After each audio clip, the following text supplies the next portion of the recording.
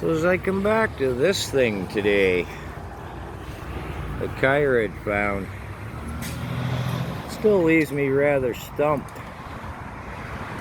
Although a couple of comments got me to thinking, perhaps it is fowl.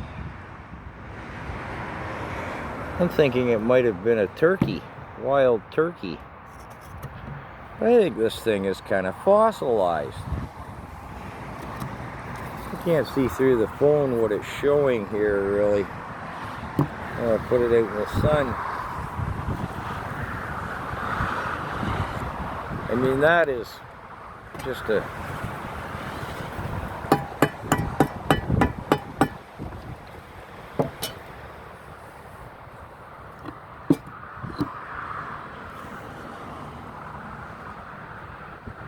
I'm thinking a couple of the comments are leading down the right path, that this is, I'll say bird, fowl, and that it is actually sort of fossilized. I'm not sure what terrain Kyra found it in. It long since has lost any meat. And what's kind of unique about it is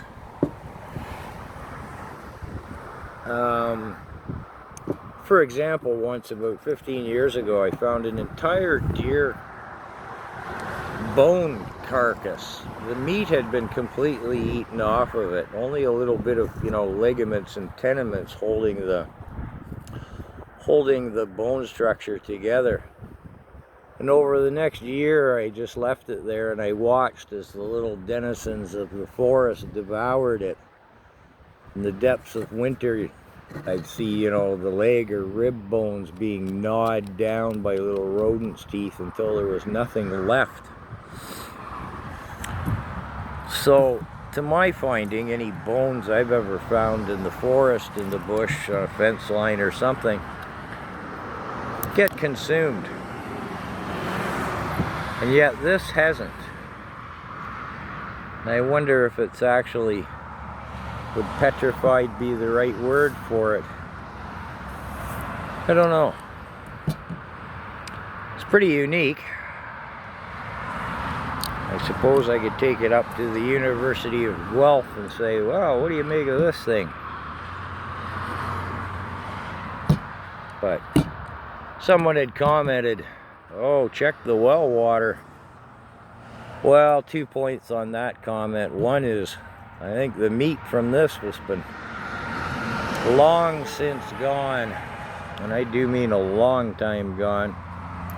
And we have a drilled well here into the aquifer. It's not drilled, or dug rather, well, down by the stream where beaver fever, as they used to call it, would be an issue. But yeah, truly a unique entity to